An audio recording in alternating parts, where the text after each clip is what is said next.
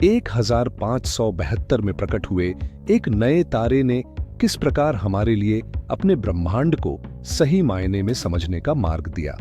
इसलिए मैं यह निष्कर्ष निकालता हूं कि यह तारा किसी प्रकार का धूमकेतु या अग्निमय उल्का नहीं है, बल्कि यह आकाश में चमकता हुआ एक तारा है जिसे हमारे समय से पहले दुनिया की शुरुआत के बाद से किसी भी युग में कभी नहीं देखा गया है। पिछले वर्ष सितंबर में एक क्षुद्र ग्रह चंद्रमा से टकराया था और 8 सेकंड के लिए चंद्रमा की सतह पर प्रकाश की एक चमक देखी गई थी, जो न केवल नंगी आंखों से देखी जा सकती थी, बल्कि यह चमक रात्रि आकाश में मनुष्यों द्वारा देखे जा सकने वाले 50 तारों को छोड़कर शेष सभी तारों से अधिक चमकदार थी। धूमकेतुओं के अलावा रात के आकाश में पृथ्वी से दिखाई देने वाली किसी भी चीज में परिवर्तन उल्कापिंड जैसी वायुमंडलीय घटनाओं को छोड़कर एक अविश्वसनीय रूप से दुर्लभ घटना है। यह कोई आश्चर्य की बात नहीं है कि यह विचार कि आकाश में मौजूद वस्तुएं हमेशा के लिए स्थिर नहीं होती हैं, बल्कि बदल सकती हैं, एक चुनौतीपूर्ण विचार था। विशेष रूप से सितारों के स्थिर, स्थायी और हमेशा के लिए अपरिवर्तित होने की उम्मीद की गई थी। लेकिन सदियों पहले एक सौभाग्यपूर्ण घटना ने हमें इस अपरिहार्य निष्कर्ष पर पहुंचाया कि तारे भी बदल सकते हैं। मैं आपको इतिहास में वापस ले जाना चाहता हूं 1500 के दशक के मध्य में।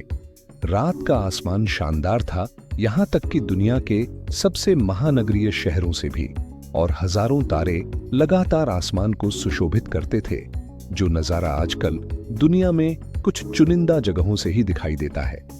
आकाश में अब तक ज्ञात प्रत्येक तारे की स्थिति, चमक और रंग, जिसमें नंगी आंखों से दिखाई देने वाली सभी धुंधली वस्तुएं शामिल हैं, रातों, वर्षों और सदियों के दौरान अपरिवर्तित रहीं। केवल चंद्रमा और 5 ग्रहों बुध, शुक्र, मंगल, बृहस्पति और शनि ने निश्चित तारकीय और ब्रह्मांडीय पृष्ठभूमि के सापेक्ष समय के साथ अपनी स्थिति बदली। रात्रि आकाश में इन भटकने वालों की गति, ग्रहण और धूमकेतुओं की कक्षाएं और उनकी उपस्थिति उस समय के खगोलविदों की प्राथमिक चिंताएं थीं। विशेष रूप से कोपरनिकस के मरणोपरांत उनके सूर्य केंद्रित मॉडल के प्रकाशन ने पसंदीदा टॉलेमिक मॉडल के लिए एक दिलचस्प और विवादास्पद विकल्प प्रस्तुत किया, जो एक सहस्राब्दी से भी अधिक समय तक कायम रहा। लेकिन 6 नवंबर की रात को, लगभग 441 साल पहले, रात्रि के आकाश में कुछ ऐसा परिवर्तन हुआ जो पहले कभी पश्चिमी गोलार्ध में दर्ज नहीं किया गया था। एक नया तारा दिखाई दिया। यह न केवल 6 नवंबर को दिखाई दिया, बल्कि यह लगातार चमकता रहा, अंततः आकाश में अन्य सभी तारों और ग्रहों को पीछे छोड़ दिया और दिन के समय दिखाई देने लगा। फिर 2 साल के अंतराल में यह धीरे धीरे गायब हो गया। टाइको ब्राहे, जो अब तक के सबसे महान नग्न आंखों वाले खगोल शास्त्री हैं, ने इसे पहली रात ही देखा था। इसे याद करते हुए उन्होंने कहा, आदत के अनुसार जब मैं साफ आसमान में तारों को देख रहा था, तो मैंने एक नया और अनोखा तारा देखा, जो चमक में दूसरे तारों से कहीं आगे था।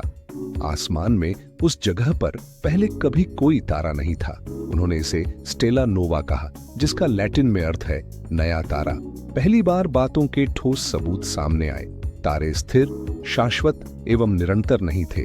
नए तारे बनाए जा सकेंगे और अंततः तारे भी गायब हो सकते हैं। मानव अनुभव में सबसे शाश्वत चीजें आखिरकार शाश्वत नहीं थीं, और टाइको के सुपरनोवा के पहली बार प्रकट होने के लगभग 4 शताब्दियों बाद हमने इसे फिर से खोजा। स्पेक्ट्रम के दृश्य भाग में ऐसा कुछ नहीं है, लेकिन जब हमने रेडियो आवृत्तियों में आकाश की ओर देखा 1952 में, तो सबूत अभी भी मौजूद थे। हमें जो मिला वह एक लंबे समय से लुप्त हो चुके तारे का अवशेष था, जो लगभग 4 शताब्दियों पहले सुपरनोवा बन गया था, और इसका प्रमाण सिर्फ रेडियो पर ही नहीं मिलता। सुदूर अवरक्त में इस विनाशकारी तारकीय मृत्यु से गोलाकार रूप में बाहर की ओर निकली गर्म गैस अभी भी दिखाई दे रही है, जो लगभग 40 केल्विन पर चमक रही है। आप उच्च ऊर्जा पर भी नजर डाल सकते हैं और देख सकते हैं कि क्या कुछ दिलचस्प दिखाई देता है। हम जानते हैं कि कई सुपरनोवा विस्फोटों में कोर ढह सकता है और न्यूट्रॉन स्टार या ब्लैक होल बन सकता है, और उच्च ऊर्जा एक्स रे में यह दिखाई देगा। यह कोई कोर पतन या टाइप II सुपरनोवा नहीं था। यह एक टाइप IA था, जहां एक सफेद बौने तारे ने इतना द्रव्यमान अर्जित कर लिया कि उसका पतित कोर गुरुत्वाकर्षण बल के विरुद्ध दबाव डालने में असमर्थ हो गया, ढहने लगा और एक अनियंत्रित संलयन प्रतिक्रिया शुरू हुई जिसने पूरे तारे को नष्ट कर दिया। केंद्र में कोई ढही हुई वस्तु नहीं है, बस आसपास के स्थान में बिखरी हुई उच्च ऊर्जा सामग्री है। एक्सरे इमेजिंग इस उच्च तापमान वाली गैस को उजागर करती है और स्पेक्ट्रोस्कोपिक इमेजिंग हमारे लिए इस बात की पुष्टि करती है जिसका हम इस तरह की वस्तुओं के बारे में संदेह करते हैं। भारी तत्वों की प्रबल उपस्थिति, यहाँ तक कि ब्रह्मांड में सबसे अधिक ऊर्जा वाली विकिरणें, गामा किरणें भी क्रिया में शामिल हो जाती हैं तथा 400 से अधिक वर्षों बाद भी चमकती रहती हैं। लेकिन सफेद बौने तारे अपने आप सुपरनोवा नहीं बन जाते। वे हमेशा के लिए स्थिर रहेंगे जब तक कि समय के साथ उनके द्रव्यमान को बढ़ाने के लिए कुछ न हो। 1592 में सुपरनोवा बनने वाले तारे का एक साथी तारा भी हो सकता है जिसका द्रव्यमान एक समय के सफेद बौने तारे पर चला गया हो। विस्फोट के केंद्र का पता लगाना एक चुनौती थी, लेकिन वास्तव में हम यह पता लगाने में सक्षम हैं कि यह विस्फोट कहां हुआ था। एक G क्लास तारा जो हमारे अपने जैसा ही है, अभी भी मौजूद है। सैकड़ों साल पहले इस तारे का द्रव्यमान संभवतः इससे अलग होकर इसके सघन साथी तारे पर आ गया था। जब अंततः इतना द्रव्यमान जमा हो गया कि सफेद बौना अस्थिर हो गया और एक सुपरनोवा उत्पन्न हुआ।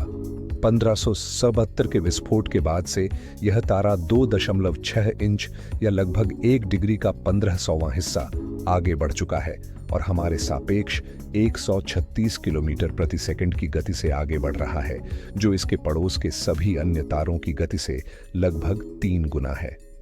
इस तारे को किसी भी अन्य तारे से ज्यादा अपने एक समय के साथी द्वारा बढ़ावा या यदि आप चाहें तो एक किक दिया गया था। उस शानदार विस्फोट से अब जो कुछ बचा है वह भारी तत्वों, गैस और धूल का एक विस्तारित क्षेत्र है और एक विरासत है जिसने ब्रह्मांड के बारे में हमारी समझ को हमेशा के लिए बदल दिया है। अगले कुछ हजार वर्षों में सभी तरंग दैर्घ्यों पर विस्फोट के सभी चिन्ह अदृश्य हो जाएंगे और अंततः ब्रह्मांड में फैले इन तत्वों का एक अंश तारों और ग्रहों की भावी पीढ़ियों में अपना रास्ता बना लेगा।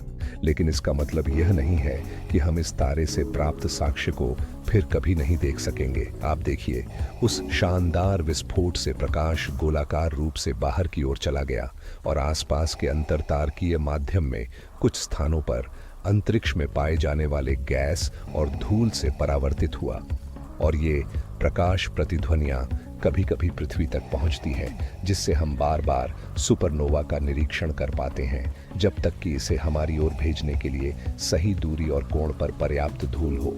तब से लेकर अब तक हमारी आकाश गंगा में और उसके बाहर भी अन्य सुपरनोवा हुए हैं और होंगे।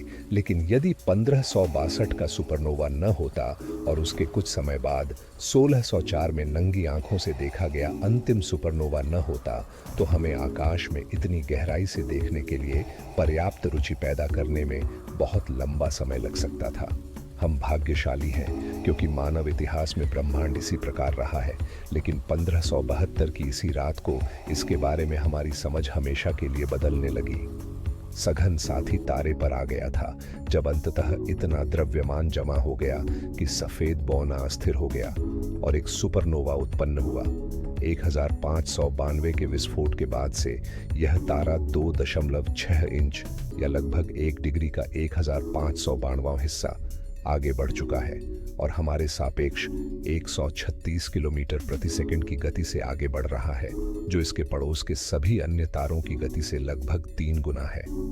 इस तारे को किसी भी अन्य तारे से ज्यादा अपने एक समय के साथी द्वारा बढ़ावा या यदि आप चाहें तो एक किक दिया गया था। उस शानदार विस्फोट से अब जो कुछ बचा है वह भारी तत्वों, गैस और धूल का एक विस्तारित क्षेत्र है और एक विरासत है जिसने ब्रह्मांड के बारे में हमारी समझ को हमेशा के लिए बदल दिया है। अगले कुछ हजार वर्षों में सभी तरंग दैर्घ्यों पर विस्फोट के सभी चिन्ह अदृश्य हो जाएंगे और अंततः ब्रह्मांड में फैले इन तत्वों का एक अंश तारों और ग्रहों की भावी पीढ़ियों में अपना रास्ता बना लेगा।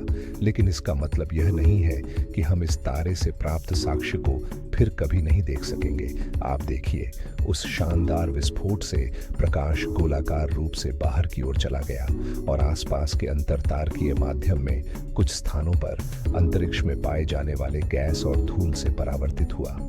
और ये प्रकाश प्रतिध्वनियां कभी कभी पृथ्वी तक पहुंचती है, जिससे हम बार बार सुपरनोवा का निरीक्षण कर पाते हैं, जब तक कि इसे हमारी ओर भेजने के लिए सही दूरी और कोण पर पर्याप्त धूल हो।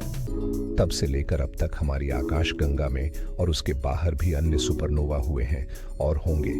लेकिन यदि 1592 का सुपरनोवा न होता और उसके कुछ समय बाद 1604 में नंगी आंखों से देखा गया अंतिम सुपरनोवा न होता, तो हमें आकाश में इतनी गहराई से देखने के लिए पर्याप्त रुचि पैदा करने में बहुत लंबा समय लग सकता था। हम भाग्यशाली हैं क्योंकि मानव इतिहास में ब्रह्मांड इसी प्रकार रहा है। लेकिन 1562 की इसी रात को इसके बारे में हमारी समझ हमेशा के लिए बदलने लगी।